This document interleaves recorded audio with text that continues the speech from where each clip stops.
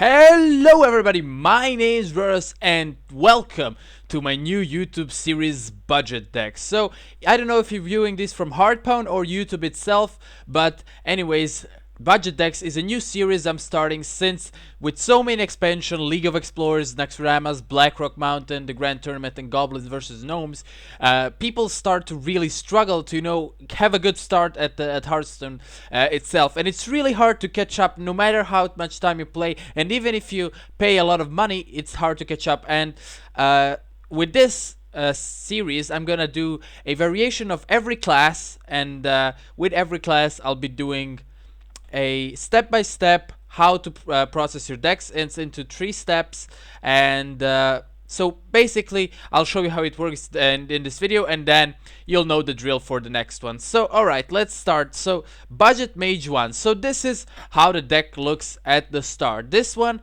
costs 520 dust. It has 6 commons, 2 rares, and the rest of the card is soulbound. So we'll go through the cards, and then we will upgrade the deck with into 2 more stages to see how it kind of works out. So we'll start with this deck: Mana Wyrm, Bloodfen Raptor, Frostbolt, and Acidic Swamp Ooze. So this is the start. This is the early game. You really mulligan hard for Mana Wyrm, and Bloodfen Raptor, just a solid 2 mana 3/2. Pretty good minion. I choose him over River Crocolisk. I think he has better options trading with something like a Piloted Shredder later. And of course Frostbolt, a card which is always included, and Acidic Swamp Ooze, and also really good 2-drop. So this here looks pretty good. The Bloodfen Raptor is the only card which will be changed out of these guys.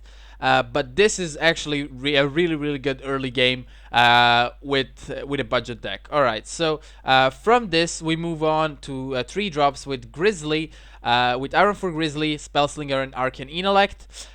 So Ironforge Grizzly, the best soulbound 3 mana card. 3 mana 3/3. Staple stats, also has taunt, helps you against aggro in general. Spellslinger, a common card. His stats are really good, and I choose him over something like a Spider Tank because the spell really helps you understand kind of how the RNG works, because he's also seen in competitive play in general, and he's just a general good 3-drop. Also with the random spell you can really sometimes win the game. And then, of course, Arcane Intellect, 2 copies of that, just to cycle a little bit through your deck. And it's played in, generally it's played in some kind of mid-rangey mage decks, and this is definitely one of them. We also have Sen'jin Shieldmaster, a card which has been featured in some druid decks, and in general is pretty good. Definitely a must-have in a budget deck, since he has pretty good stats. Alright, then we move on to Water Elemental, Chillwind Yeti, Fireball, and Polymorph. Alright, Water Elemental, Chillwind Yeti, more very good 4-drops. So Water Elemental is one of the rare 4-drops which is really good, other than Yeti and Sen'jin, which are soulbound, and just generally good cards, good value. If you get a decent early game from the mulligan, you should be fine with cards like Water Elemental and Chillwind Yeti. Also Fireball, and must include in every deck. And we have only 1 copy of Polymorph.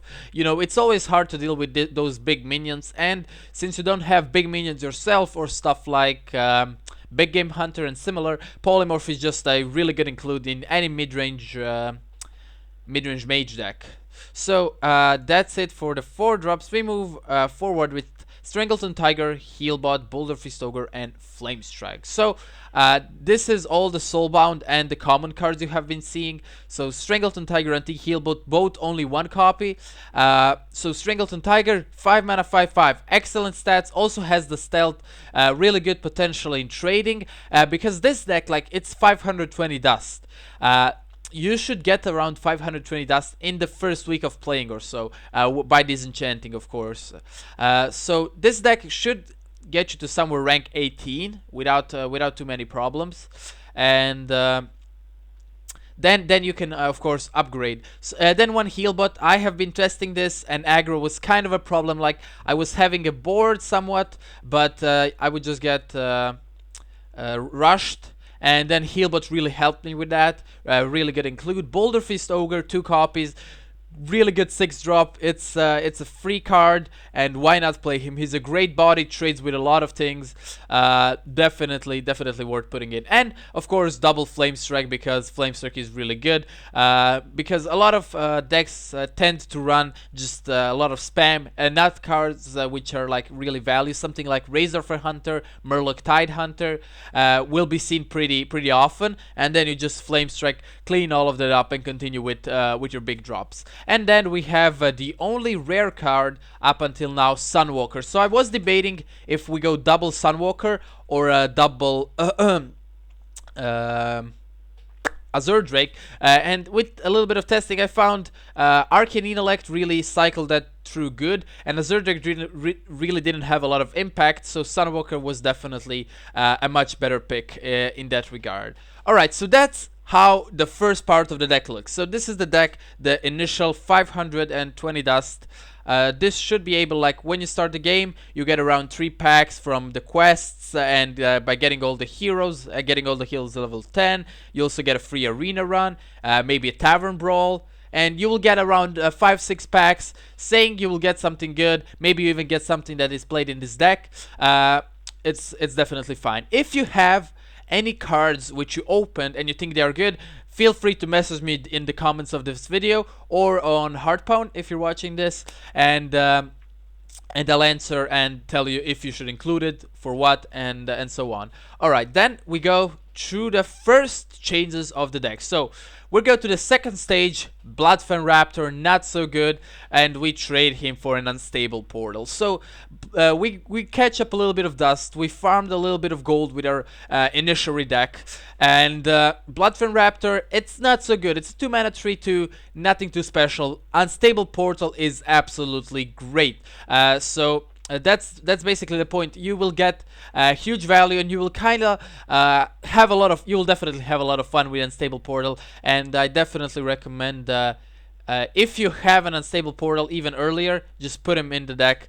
It's definitely kind of fits the Mage team at the moment, and you'll get kind of a feel for the game. So double Bloodfen Raptor out, double Unstable Portal in. That's 200 dust going into the second stage of the deck. Then also an Arrow from Grizzly changed for a Mind Control tech. So Arrow from Grizzly, good at the start, but then you realize the taunt is not that good, but you often have to deal with an enemy board which is for more minions. Mind Control tech comes in.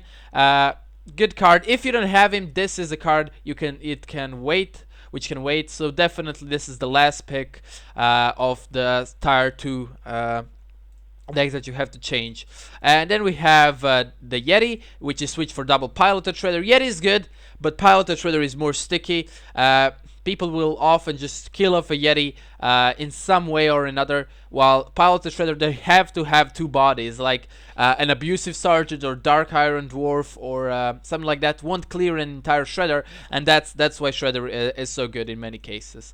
And then we also change 1 Senjin Shieldmaster for 1 Azure Drake. This was all 2 changes, like 2 copies, but this is only 1 because of the dust ratio. So you put out a Senjin, put in an Azure Drake, fits really well. Also, you get a little bit more cycle, you get your cards faster. Also helps with cards like Frostbolt and Fireball, and also maybe sometimes even Flame Strike. So definitely a good change. We also change Strangleton Tiger and Boulder Fist Ogre for double Bomb Blobber. So board control is always more important than face damage, and Strangleton Tiger is good, but if you can get the same damage in earlier, Bomb Blobber is definitely a pick. So Bomb Blobber will be in our budget deck second version in 2 copies. It's just a really good minion. Once you get a feeling to use it, like you Frostbolt 1 minion, you play the Bomb Blobber, and then it's 100% chance to hit what you need. It's often really good. Sometimes it's not that good, but this is why we will only be seeing him in the second version. And then this is how your deck looks. So we switched it a little bit up. You see the Mind Control tech, you see the Unstable Portal, the double Piloted, and the double Bomb Blobber together with an Azure Drake. See, already a pretty good deck. So With this, if you're playing it well, like you're doing the trades how it's supposed to be and everything, around rank 16, 15, you should be able to get there. And then we go to the last switches. So this are a little bit more extreme. You stop buying packs and you're just really focusing on adventures, since I mean you have to get your adventures straight. Adventures are a really big problem, and we will be featuring Naxxramas. So the Curse of Naxxramas is a must-have expansion. So basically you have to get 1,400 gold, and everybody needs to get the card called Sludge Belcher sooner or later. So Wing 2, you switch the second Boulder Fist Ogre for a Loteb. So Loteb is the legendary you get in Wing 2. He's a really good card. You put out the Boulder Fist Ogre, which just controls the board for Loteb, which also protects your board and also has pretty good stats.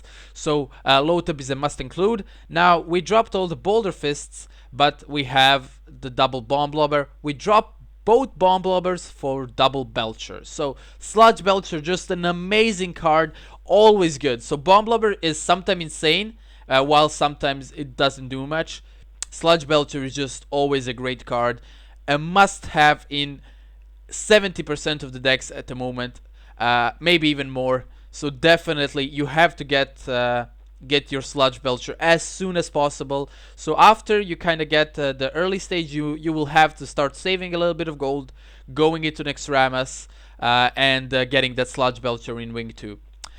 So after you complete that, you got the Curse of Naxxramas, and by that time you should have opened the legendary. So what I did is I replaced my Flame Strike for the legendary, but Dr. Boob is obviously the best legendary at the moment. If you have Dr. Boom, if you can craft him somehow, just go for Dr. Boom. Otherwise, if you have like a Ragnaros, Sylvanas, Nefarian, Ysera, whatever, Hogger, even fucking Hogger, just change that Flame Strike for that legendary, just to give you even cards like Gruul, not play legend, Illidan Stormrage, perfect. Trogs or the Earthinator. Just put in something strong, something that can win the game, maybe if it survives something like a win condition. And at that point, we have this budget Mage 3.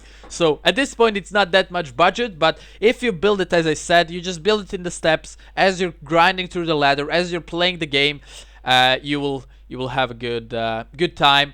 Hopefully this gives you kind of like a challenge, like, okay, I know I must open a GVG pack because in GVG I have Antique Healbot and also Dr. Boom is there, and then you kind of know what you have to go for. You're not just like, okay, I just started a game, what must I buy? Like, oh my god, do I go for classic, TGT, GVG, do I save for expansions? And I hope this will help you. I will be doing all the classes like this, so Mage is the first one. If you want your class to be in the next budget deck video, make sure to leave a comment saying which class you want. If you want Priest, Warlock, Warrior, Druid, whatever. I'll even do a budget Shaman. I have all of that in plan. But yeah, thank you all for watching, and bye bye.